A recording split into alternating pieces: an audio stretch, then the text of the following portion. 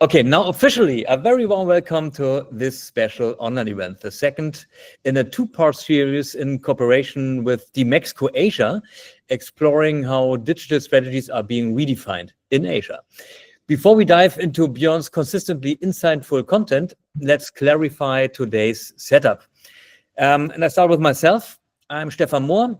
Professionally, I serve as COO at the established digital agency Argonauten. And additionally, for many, many years now, I've been involved with the BVDW, which translates into German Federal Association of the Digital Economy. What a word. Where I chair the digital agencies within the organization. The BVDW has strong ties with DMEXCO, or Europe's leading digital marketing and tech event. And not only does the DMEXCO brand belong to the BVDW, but the BVDW also significantly contributes to the DMEXCO conference program. For example, each year we organize the entire masterclass program covering all current key topics in digital marketing and tech. And of course, and this year we will talk a little bit about AI as well. And as a highlight, we are launching the Creativity Summit on day 2 of the DMEXCO this year for the second time, where we look into the future, because creativity is the driving force uniting brands, culture, and technology. And we will explore that on day 2. This and much more will take place on September 17th and 18th in Cologne. So small advertising block here.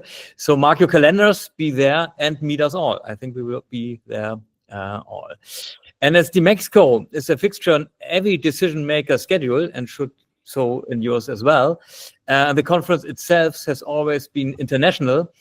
Its content focus is continuously expanded and refined. This applies not only to the latest digital topics and trends, but also from a regional perspective. And the newest edition is DMEXCO Asia. And I'd like to welcome Katharina Gründig-Figueroa. She's global brand manager at the Koelnmesse, and she can tell us a little bit about what is DMEXCO Asia. So Katharina, very warm welcome. What is it all about? Please tell us. Thank you. My name is Katharina. As Stefan said, I work at Koelnmesse and I'm responsible for a global portfolio of events. Unfortunately, we don't have someone from Singapore here as it's past midnight there, so we let our colleagues sleep for the final run towards the show. DMEXCO Asia is happening for the first time as one of the verticals of Tech Week Singapore on 8th and 9th of October. And it's basically trying to transport the concept of the Digital Marketing Expo to Singapore in the setting of the Tech Week Singapore in general. We are really looking forward to it, and that's why we are here, to look a little bit forward into Asia. Yes, and I'm very excited. Great. So this will be a very good warm-up for the real-life sessions in Singapore in October. Thank you, Katharina. So now let's turn to the content of the session. And why do we focus on Asia at all? The answer is straightforward. In our daily work, including my own and yours, of course, I think so as well, we almost exclusively concentrate on developments in the US. We monitor Silicon Valley, keeping up with the latest news from Elon, Sam, Tim, Sundar, and Satya, which is quite time-consuming and likely sufficient alongside our regular business tasks. However, significant developments are occurring in Asia that also impact us, with clear examples like Temu or TikTok. Yet there's so much more to discover. Businesses operating differently that could offer variable inspiration. To ensure we don't miss out, today we aim to bridge Europe and Asia. For this, we've invited the incredible Björn Ognibeni, who has been doing exactly this for several years now. So Björn, who are you? What exactly are you doing? What is your occupation? Please enlighten us. Yes, hi. Hi from Hamburg. As Stefan, I'm also based in Hamburg, and I've been explaining digital innovations to non-digital companies for like 20 years now. And a couple of years ago, I realized that there's not much really innovative coming out of the US for quite some time. AI changed this a little bit, but before that, we kind of got stuck in something that I like to call digital stagnation. And in 2018, I was for the first time in China, and I realized that two things, basically, that all the innovation that stopped coming out of the US can be seen in China, and nobody here knows anything about this. So that's why I started to tell people to look to Asia, and DMEXCO Asia is exactly that, yeah, a bridge between Asia and Europe. That's also what I want to build, and those kind of bridges we will be talking about for the rest of the hour, I think. Very good. So before we start, maybe one short question. It seems everyone focuses on China when discussing Asia. So what about the other countries like Indonesia, Vietnam, Thailand, Singapore, and other remarkable countries? Are they interested, not so interesting as well, or is China at the forefront of everything digital, e-commerce, AI, and so on? Yeah, we will talk about why we focus very much on China in a minute, but of course, especially Southeast Asia is as such also very interesting. Yeah, and I just saw a very interesting video on YouTube about Shopee. I'm sure if you heard about them, the leading e-commerce company in Southeast Asia, and how they were able to, in a market that was as stagnant as ours here, were able to break in and suddenly get lots of market share in lots of different, very complicated markets. So it always makes sense to study all of Asia. All right. So then enough small talk. Let's move to the topics. We've selected two for this warm-up session to DMEXCO Asia. Last week, we talked about AI, which was very interesting as well. If you've missed the session, you can find it on the DMEXCO Content Hub. Today, the focus is entirely on e-commerce, specifically at the shift from traditional e-commerce to social commerce, and what Western brands can learn from platforms like Tmall or Rednote or everything else. So Björn, over to you. We are listening and preparing our questions for the Q&A session afterwards. Thank you. Okay. I hope you can see my slides. Does it work? Yes. Yes. Okay. So we start where we started last week. At the fact that we always think that we in the West, and I think everybody here comes from something that we could call the West, sees everything we are doing as the default value. Yeah, something that is different has to explain itself. And that's kind of strange if we look at the fact that we are not really that many. There's a very famous circle, I think it's 5,000 kilometers in diameter, that covers an area where more people live inside this circle than outside. So actually, which we consider ourselves the West, is a very small group of people. So that's one reason why it makes sense to look to Asia. There are lots of people there, and they probably also have quite a couple of really bright ideas that we should study. Another thing is that the world around us is changing nearly every day with Mr. Trump in office, but also besides Trump, we realize that there are a lot of extremely turbulent times we are living in right now.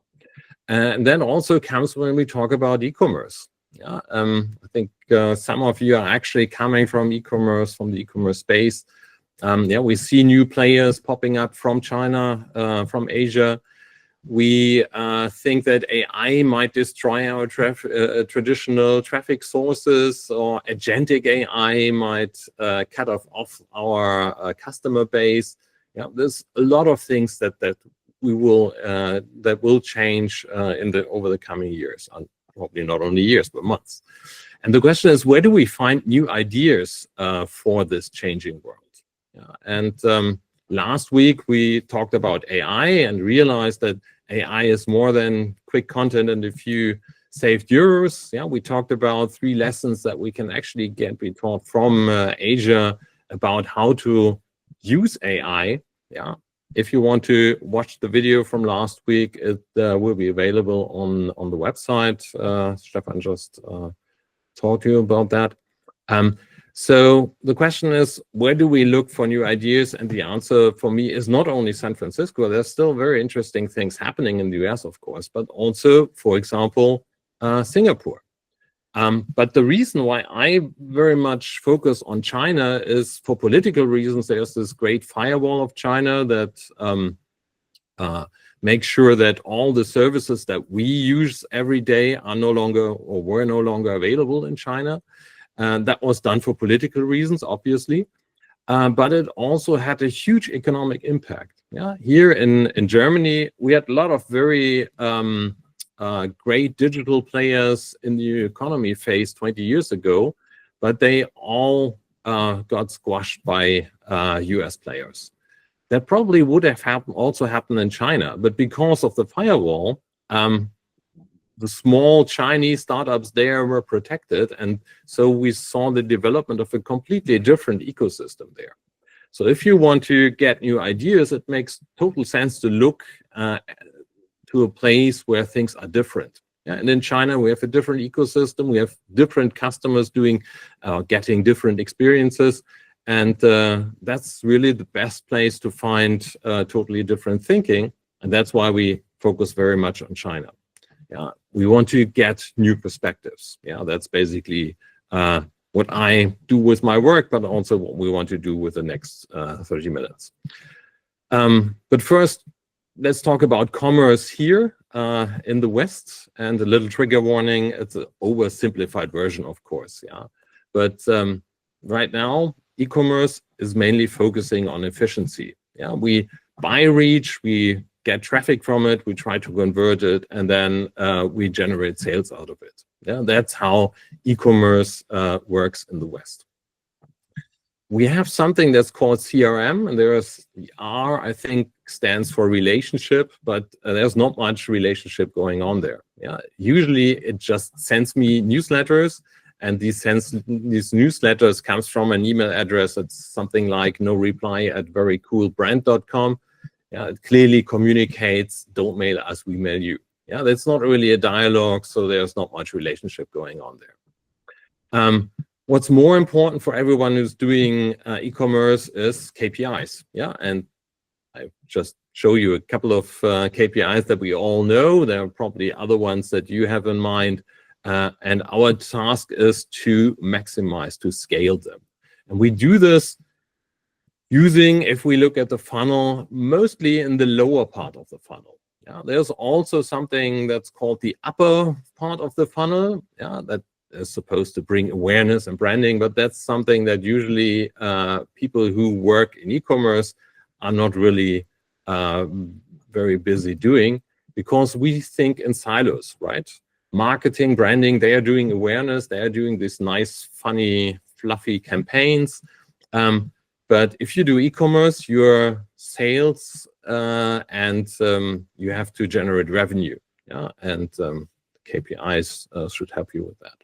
So the result is that we are kind of miss the middle of the funnel. Yeah, where all the engagement, the trust building, the relationship building is happening. Yeah, nobody in these silos is actually doing this in the West. And as I said, it's an oversimplified version of the stuff that we are doing. But mostly our bridges look a little bit like this. Yeah, we have a nice on-ramp and a nice off-ramp, but in the middle, it's kind of shaky. Yeah, and the problem that we are experiencing with this focus on conversion is that things kind of get boring. Yeah, we have this marketplace commonization where everything more or less looks the same. We keep buying actually the same customers every day from Google, Meta. Yeah, because we don't build the relationships. We just try to buy eyeballs and reach. And we also are confronted with the rising customer acquisition costs. Yeah, that's probably also something that everyone who is working in e-commerce knows very well. And an example that I very often like to use is Etsy. Yeah, that used to be a very nice, cozy community kind of e-commerce site. And they had a problem the last couple of years. Yeah, why? Because the customer acquisition costs became extremely expensive. And the reason why this happened, we see this here, are the ad spends of Shein and Temu. These two companies alone suddenly drove up the prices for ads. And that makes an e-commerce company like Shein Etsy struggling, because suddenly the model where you buy a customer, convert this, and then you see a certain ROAS that is still positive and an ROI that's positive. That's your business model. And if the costs are rising, you suddenly realize that this no longer works. Yeah, and the reason why this is rising, because a company like Temu is spending billions on Meta ads, Google ads, and stuff like this. And the question is, how can they actually afford this? Yeah, very often when I talk to clients from the e-commerce space, they are a little bit flabbergasted because they cannot spend this kind of money because there is no ROI. And we kind of talked about this a little bit last time. One of the reasons why Temu and Shein are doing this is because a lot of their business is based on AI, and AI needs data, and data needs customers, users. And it's very easy to generate a lot of data from a lot of users if you spend a few $1 million on a Super Bowl ad. Yeah, that's basically what they are doing. And then they use this kind of data to generate an interesting product, an interesting mobile app with interesting content, feed-based, for example, or new products that generates even more data because it keeps people stuck within the system. Yeah, they are not running campaigns, they are building platforms. And that's a very big difference from what is a company like Etsy is doing. Yeah, so while Etsy is trying to scale conversion, they are scaling activity. Yeah, their KPIs are not conversion revenue. It's more like daily active users, monthly active users, and time spent. And they are quite successful with this. Yeah, already in 2023, Temu and Shein were on the top e-commerce app charts all over the globe. People are using us and keep using those apps much more than other e-commerce apps. And we see from the revenue numbers that this activity actually leads to sales. Yeah, it's not like they are spending money on users that never buy anything. Actually, it generates quite a lot of sales. And so this model works pretty well.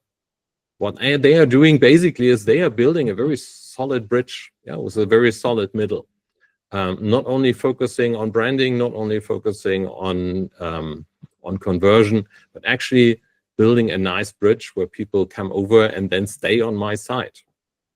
Basically, the idea is to build a relationship first and monetize later, but repeatedly, not just once, but again and again. And that's something that you see very often in China. And there's a saying for this. It says, the idea is to turn public into private traffic. Yeah, and public traffic is everything that we also would say is paid reach, yeah, stuff that's happening on social media where I have ads or people writing about me that generates public traffic.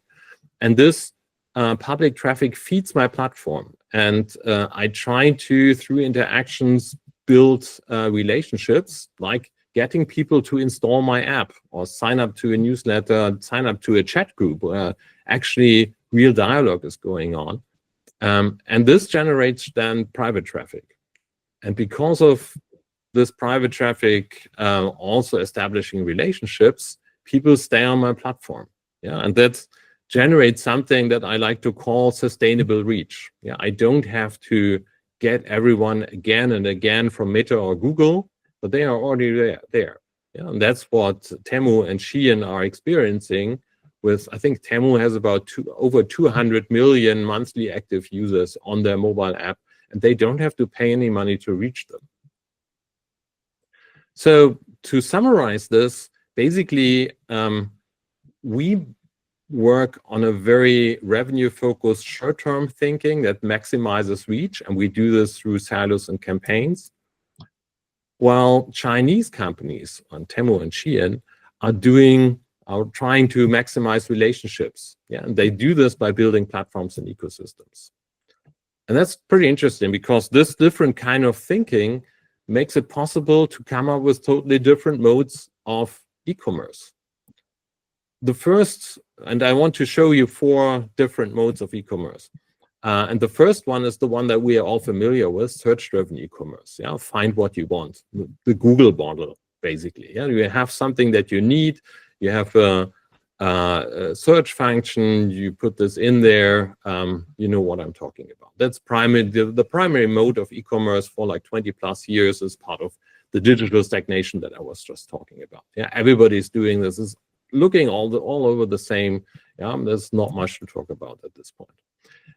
We talk a lot about AI shopping these days, but all the stuff that we talk about when it comes to AI is just another form of search-driven e-commerce. Yeah, it's not that different what we've been talking about when Perplexity or ChatGPT are doing some kind of e-commerce.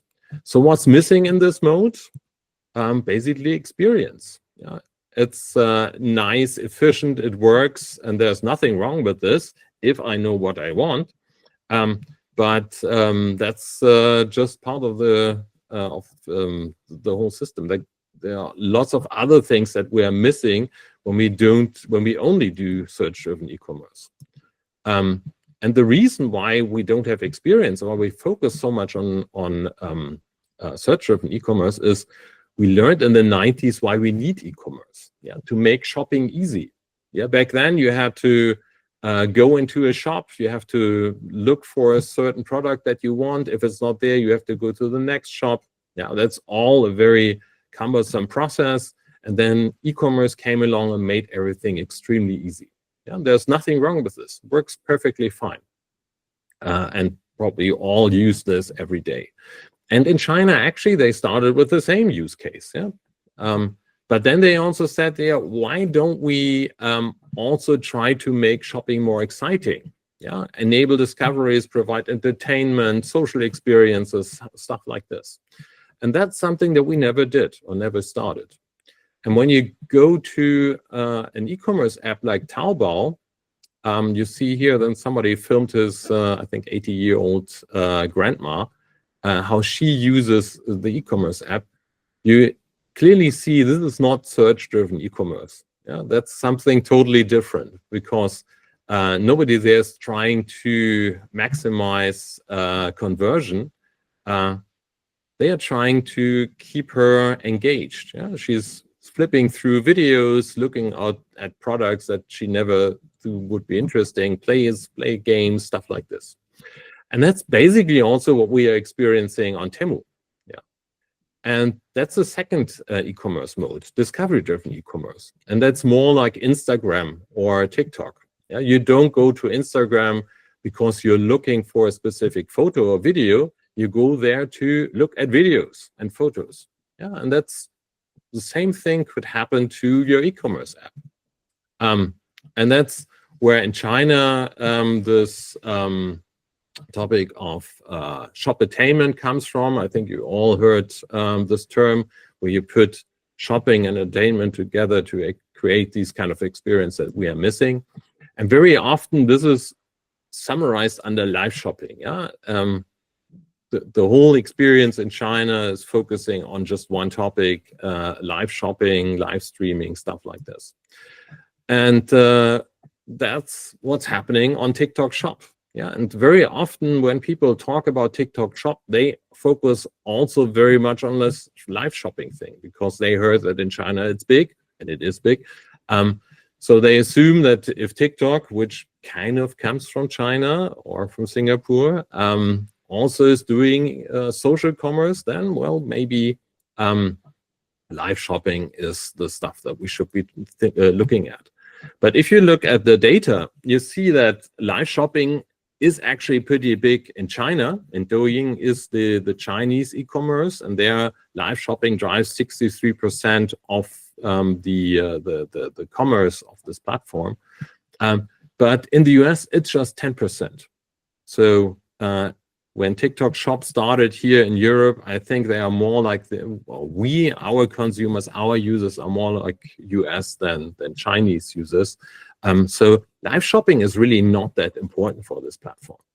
What's more important is the combination of the UI, the user experience. It's feed-based. Yeah, you don't scroll through lists, but for example, through feeds of cool products. And you're basically in the discovery mode as this grandma that we just saw. And if you find something that's interesting that you want to actually buy, it's extremely easy to do this because you have a checkout process that's integrated into the app. Not sure if you have tried TikTok Shop yet. If not, you should do it because we realized how different it is from buying something on Instagram, for example. Yeah, and that's what makes TikTok Shop so interesting. Yeah, and you have these different shopping formats. The shoppable videos, for example, are much more interesting than live shopping. Yeah? And that's what makes TikTok Shop so interesting and why I think it will be pretty big in the coming years. And that brings us, because TikTok is obviously social media, to the third mode of e-commerce that I want to talk about, social-driven e-commerce.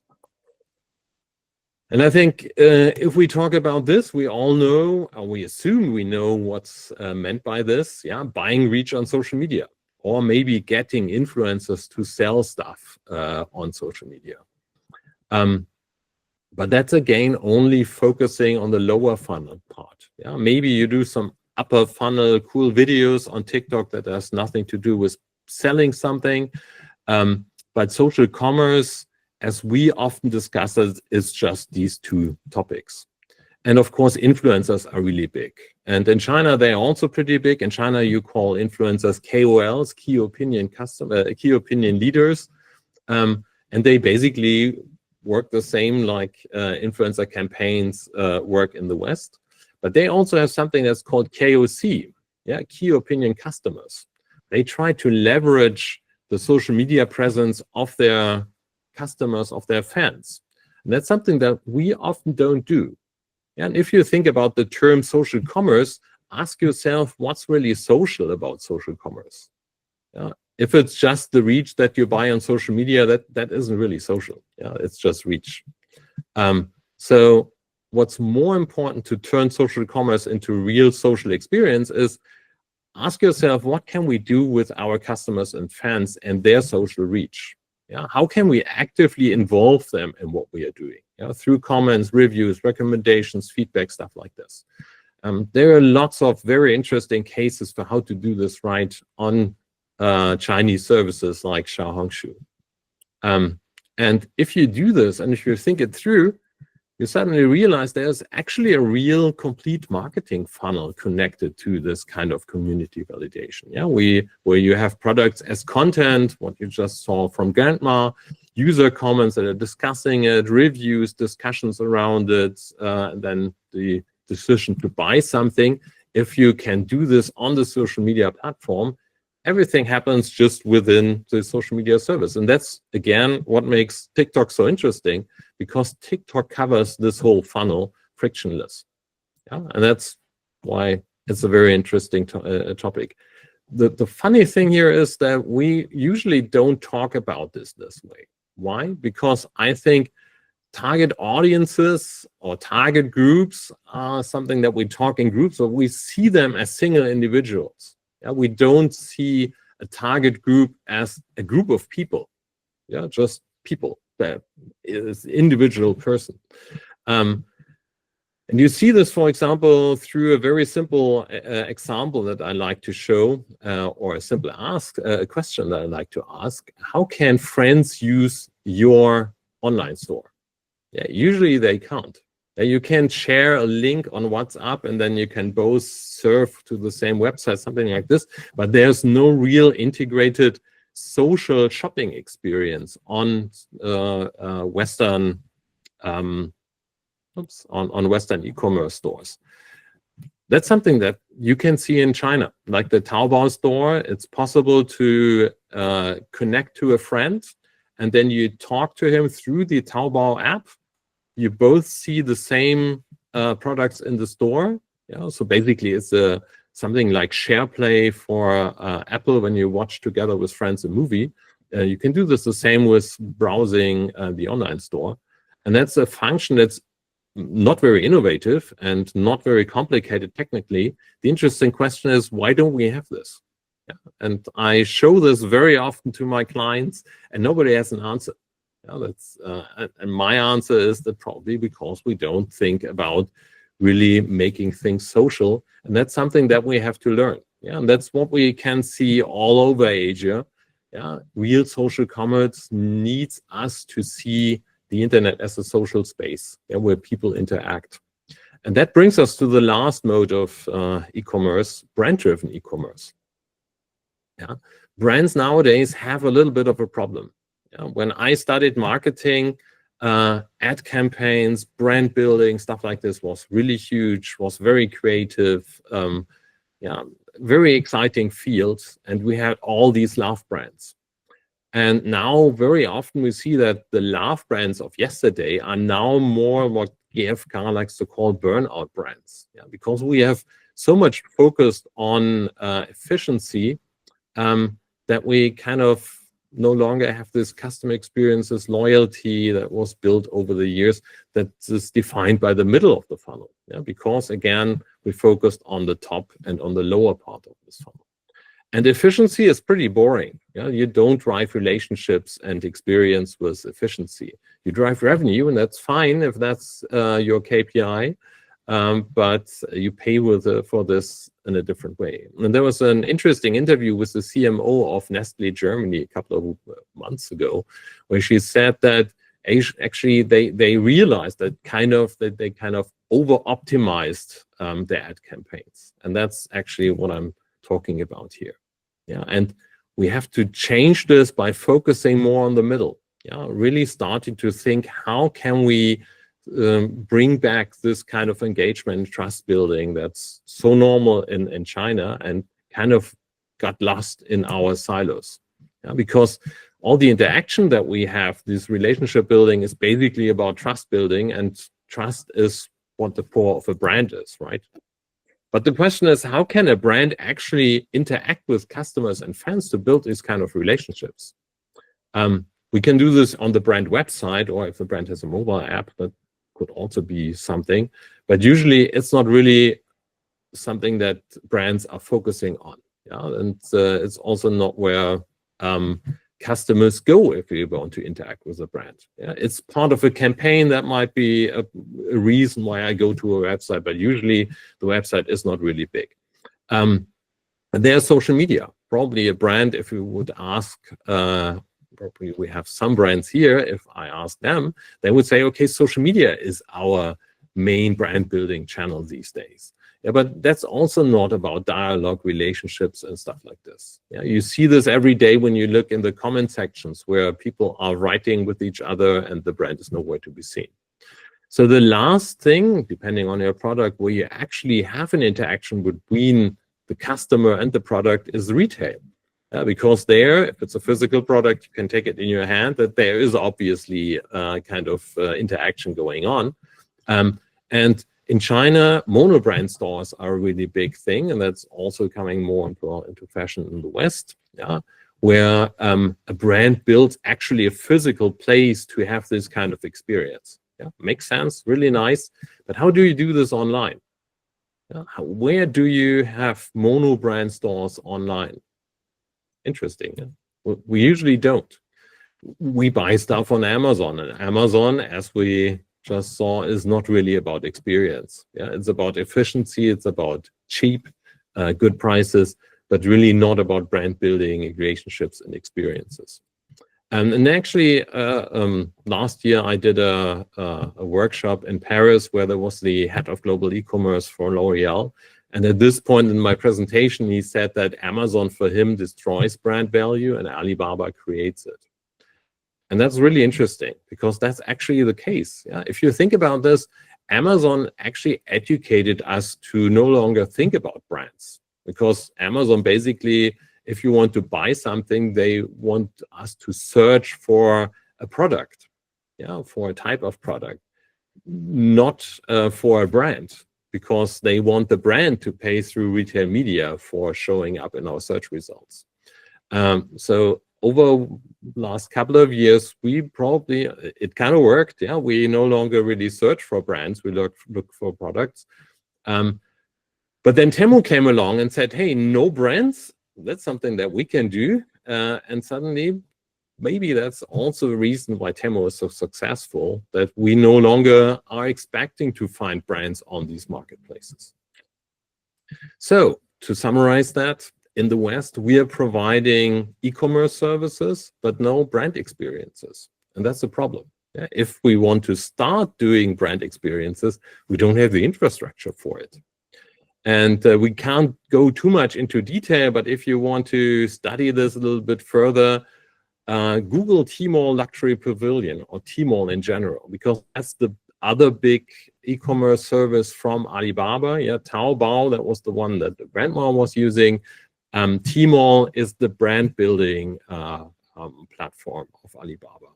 And I always like to show the Luxury Pavilion because there you see all these luxury brands from the West that would never show up on Amazon because they know they basically destroy that brand if they show up there.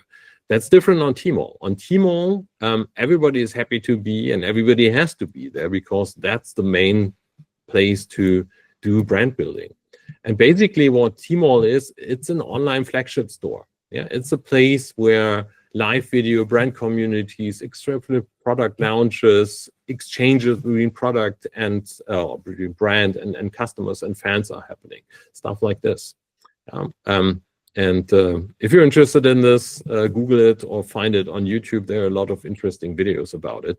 And if you see this video, you suddenly realize that we don't have anything like this.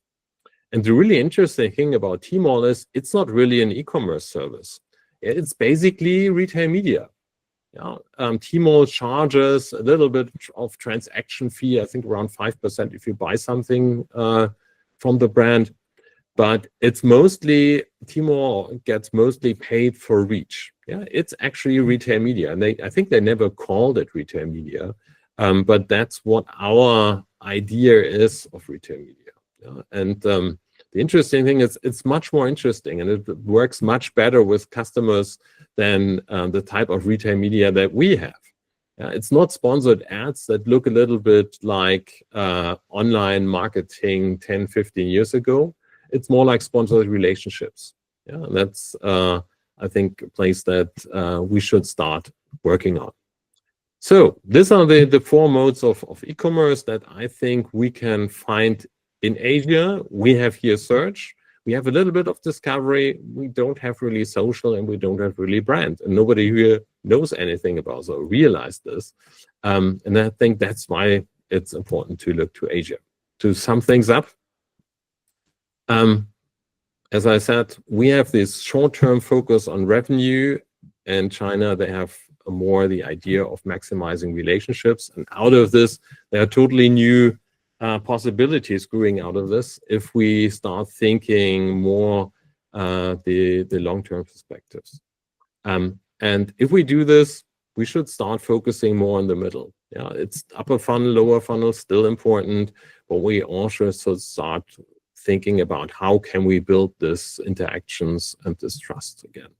Yeah, because the solid bridge is actually about building connections, and our bridge shouldn't look like the one that we started the presentation with.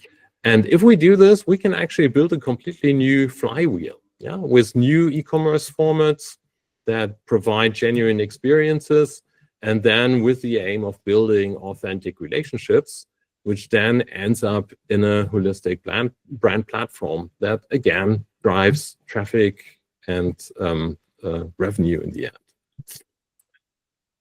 Yeah, and if you want to know more about this, you can still look to San Francisco, but it makes much more sense to also look to Asia, because also in other Asian markets, they are much more social driven than we are. So if you want to learn about this, that's a good place to look for.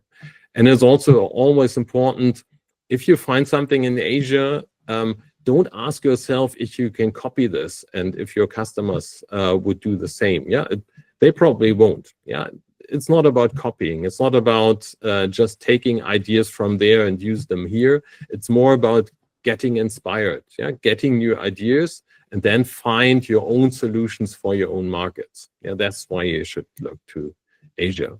And if you don't look to Asia, no worries. Asia will come to you, yeah, as Shein and Temu already have proven. Here in Germany, we suddenly realized that a company like JD can buy a company like MediaMarkt Saturn. Yeah, and that's just the start. And then we probably will see much more Chinese brands, Chinese retailers coming over here, also in totally different markets like food, for example. Electric cars is something that we don't talk about today, but it's also big in this context. So it's probably will be hard to avoid Asia.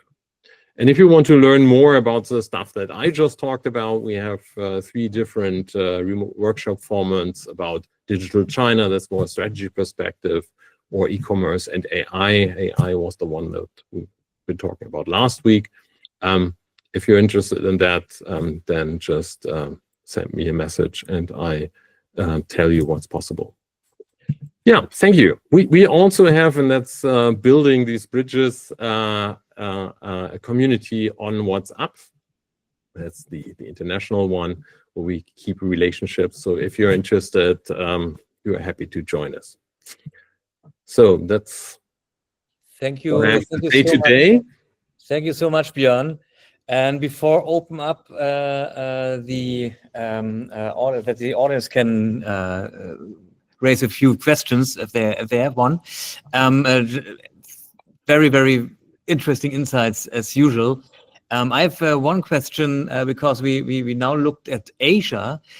Do you have an idea, Björn, how Asian top managers look at European e-commerce?